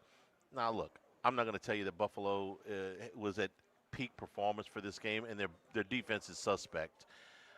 But this was a little bit better. I'm just looking for a little something here and there to A little bit better than Seattle? Yeah, a little bit better than Seattle. Like Jonas Sanker, we'd seen him make a couple of plays in the first 3 weeks. Had the interception yesterday. Had 3 PBUs. Besides that, okay, I can do something with that. First time that I have looked at him that I actually thought Kendre Miller looked like a good player. And I knew he was a good player at TCU, but he has been hurt for 2 years. I thought he looked like a real good a real good NFL running back yesterday for 6 or 8 carries, okay? A little bit of that. You had your starting offensive line together for a short period of time, and then Caesar Salad had to leave with the injury. But moral victory, no. Isn't it but crazy? A little bit Isn't better. it crazy, and you really get embarrassed? You rebound the next week in the NFL. There's a little bit of pride factor, sure. I mean, it happens a lot. And the teams that look really, really super, Atlanta yesterday, who got routed 30-0 the previous week by Carolina. Yeah. Came back and won yesterday. Penix is, how many starts does he get? I don't even know if he's had 10. No, he doesn't. So he's going to have some inconsistencies in his play. I thought he looked sharp yesterday. Atlanta much the best as opposed to throwing out a goose egg in Carolina. Yeah. Of all places. But the Saints were, and Delicano did a good job yesterday saying, look, man, when you give up 2 special teams touchdowns, the whole week of preparation is thrown off. The game is altered, and it's one of those days. But I think it's more like Buffalo here that, and part of it, how did when you're preparing your team emotionally or psychologically, you have to get them to. You have to respect your opponent. Is there anything on the Seattle film that they were respecting the Saints? No. So, but the Saints, and so that was in. They threw the Philly special interception when they had the ball down 4. Give Buffalo's coaches credit. They knew Kellen Moore had been on that staff, and they had that thing scouted. I mean, they look like they knew it was coming. Do you give more credit for Buffalo's than the Saints just throwing it away there? I don't mind the call. If you think they said that they had a look that they liked, obviously Buffalo was able to disguise it because they baited him into throwing it, and that guy looked like he knew it was coming. You get what you get when you put the ball. Guys, it's not throwing the ball all year. You know? You do. And look, we said how many times have you seen a Philly special not work? I guess it doesn't make the highlights, so maybe it's happened. I saw Illinois run it Saturday. I see him running about once a week, and it's wide open every time. Minus yesterday. Yeah, I give Buffalo credit for scouting it. Now, you would have hoped that he would have not thrown the ball, but Seraw, like you said, he's not a quarterback. Yeah, but it's got to be wide open, or you tuck it. Yeah. All right, so the Saints, look, we understand what the season is, but next week against the Giants, I think is their best chance for a win. Guy's got one career start without his best weapon. Malik Neighbors, if you missed it, is out for the year. God bless. He tore his ACL yesterday. Yes. And Jackson Dart, they won. They rallied behind. He ran the ball a lot. And he's taking on a lot of tacklers. Somebody give him Joe Burrow's phone number. This approach, it's just a matter of time before he goes down. Now, you can't lower your shoulder, young man. It was over and over. Yeah, he did. Yes. I say Joe Burrow's phone number because I went to that game where Burrow is kind of helicoptering when they're playing Green Bay, and Aaron Rodgers tells him after the game, "Hey, dude, slide. Quit being Superman. You're going to get yourself hurt." I think they've got a real chance to win this one. I think the Patriots game in the Superdome is also one that they might be able to steal, but the Patriots look a little bit better. 3 of the 4 games the Saints had a chance to win. Right. So if you were in the games with San Francisco, Arizona, yes. and here, you are in it. I think they've got a real chance to win this Sunday against the Giants. The Patriots are playing better. The Bears, who they go to the following week, are playing better. This is the next month of the season. I think they've got a real chance against the Giants this week. Is Dart better than Wilson? He's different.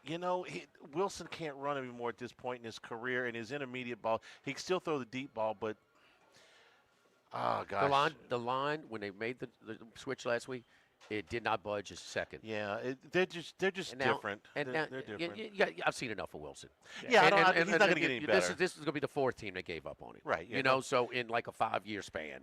I mean, Wilson's career as a starter is done. I'm not saying he's never going to start another game because of injury, but going into training camp as somebody starting quarterback, that part of his career is over. Well, sure they have it, but they have a chance, but it's not a given. To me, it's going to. I thought Malik Neighbors, when he went out, they had a little momentum, and I think the first 2 drives, it's a touchdown and a field goal for the Giants. So it might have been 2 of the first 3, but there was a little life there, and I'm a little bit slow to warm up to Dart, because I thought he should have been better in a quarterback friendly system at Ole Miss. But when Neighbors went down, man, that's just who's your guy? Okay, and then we're going to concentrate on stopping Scatterboo. That'd be nice. Even when Kansas City's they're doubling, they're occupying numbers. With Neighbors. They completely took him out and said, but now you don't even have him. And so now you have more numbers to stop Scatterboo, who's having a nice start. But guess what? Without Neighbors, those yards are going to be tougher. And I think that the Giants' defensive front is really, really talented. Yeah, this just in. I know what they have invested there.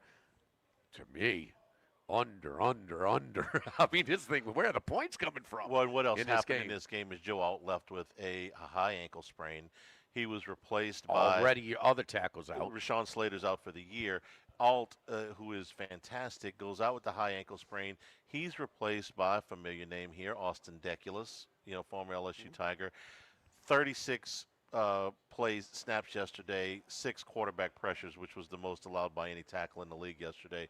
So they missed. Well, he's the highest rate in the league, right, Max? In the last 2 weeks. Last 2 weeks. Herbert's been pressured more than anybody, and it's not even close. And that's before Alt went out, the first half of that. And I was all ready to jump on because, second, there's a specific roster in a style of play that Harbaugh wants, and that's a line of scrimmage. And that's why it's a lock. He was going to take Joe Alt or some tackle, with a first-round pick, his first draft.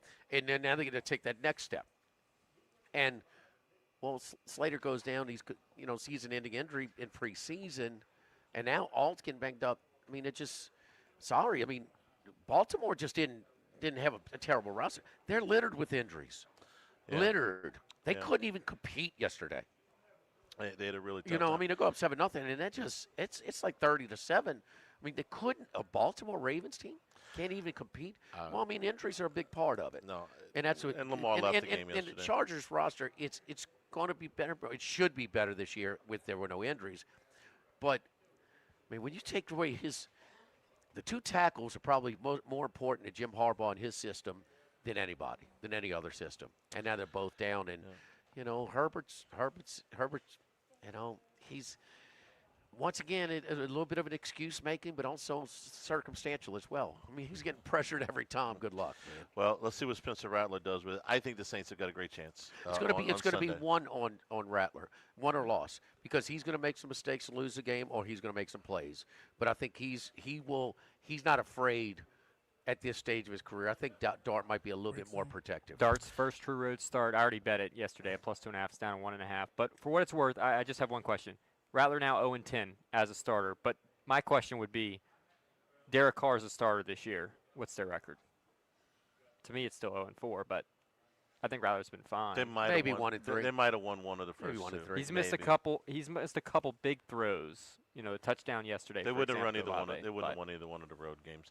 We're brought to you by the Morris Insurance Group. Those hard to insure duck camps and fishing camps. You need flood insurance down the coastal areas. Let the Morris Insurance Group have you look again. Those your boats, your trailers, your tractors, your motorcycles, all your big boy toys that need insurance. Go to the Morris Insurance Group for auto, homeowners, and commercial insurance too.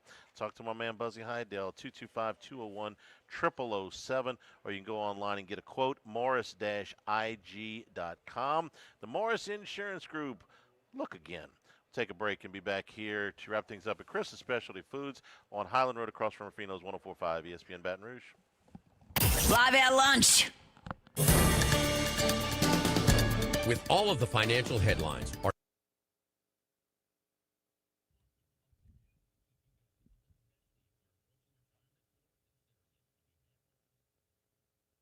You there, Hanny?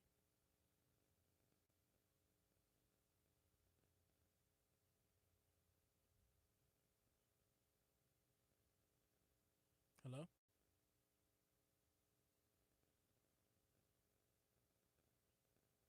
Mic check, hello?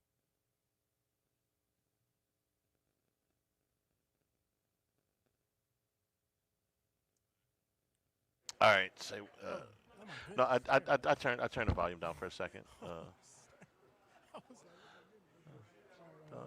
No panic. Okay, all right, it's roll. It's good to go. This is Charles Hannigrove. Join us for the Tuesday edition of Live at Lunch from Doe's Eat Place on Government Street in Mid-City. Greg Bowser with us to talk LSU football. Andy Isco from Las Vegas. And we do first class, second class, and no class. Live at Lunch from Doe's, 11 a.m. Tuesday on 104.5 ESPN Baton Rouge. To please everyone, steaks, seafood, gumbo, homemade soup, salad, specialty cocktails, great wine selection, and oh yes, the best white chocolate bread pudding that you'll find anywhere. It's the total dining experience. Happy 50th anniversary to my friends at Snow's Seafood and Steak, Airline Highway at Highway 74 in Gonzales. Attention, vehicle owners. Before you trade your transportation, let K&M Automotive give your vehicle a new lease on life with a remanufactured product from Jasper Engines and Transmissions. A Jasper remanufactured engine, transmission, or differential will extend your vehicle's life, giving you the extra cash to do the things you really enjoy. And Jasper offers a 3-year, 100,000-mile nationwide parts and labor warranty. K&M Automotive, 636-2875. That's K&M Automotive, Siegen near Perkins. If you're near the north side of campus, I need to remind you about a couple of longtime favorites. Highland Coffee's the original specialty coffee shop in Baton Rouge since the 1980s. My personal favorite, love getting my cappuccino from their friendly, knowledgeable staff, roasted right in the shop. Louis Cafe for breakfast and lunch 7 days a week. The Mitchell Omelet, Cajun Hash Browns, Big Cheesy Lou, all served up in that famous open kitchen atmosphere. In Tigertown since 1941. A couple of great spots, Highland Coffee's and Louis Cafe, just outside the north gates of LSU. This is Charles Hanniger for Total Maintenance. For AC and heating, generators, electricity, plumbing, and more, Total Maintenance is your one-stop sales and service shop for all these needs. One of South Louisiana's oldest and largest AC and heating companies. Since 1980, their slogan has been service today, every day, so no one ever has to go to sleep hot. They're an authorized dealer for Carrier, American Standard, Daikin, and Rheem AC units, for Generac and Cummins generators as well. And now, for all of your electrical and plumbing needs, in Baton Rouge, call 480-1000. In New Orleans, 841-3300. Service today, every day. Total Maintenance. By now, you know that we do our show every other Tuesday at the Crowntown Room at Doe's Eat Place. The Crowntown Room is ideal for larger groups, or if you just want to watch the game on one of our 3 large TVs. The tamales are the most popular appetizer, but don't forget the seared tuna with the sriracha glaze for the perfect blend of sweet and spicy. You can't go wrong also with the flash fried oysters or the shrimp. The porterhouse is the perfect steak to share. Strip on one side, filet on the other, prepared at different temps if you like, bone in to maximize flavor. Doe's Eat Place on Government Street, just off Acadian in the heart of Mid-City. When it comes to celebrating life, there's no better place than Ruffino's. With locations in Baton Rouge and Lafayette, Ruffino's is a steak, seafood, and Italian-inspired restaurant that focuses on the celebration of life, regardless of the occasion. Whether it's the food they serve or the service they provide, their goal is to ensure a remarkable experience for their guests that is always remembered. To view our menu, visit ruffinosrestaurant.com. Ruffino's, where Louisiana comes to celebrate life.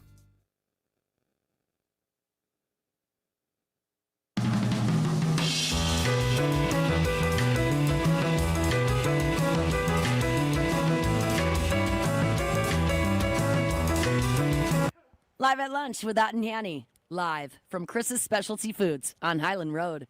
I want to give you credit for coming in today, Max.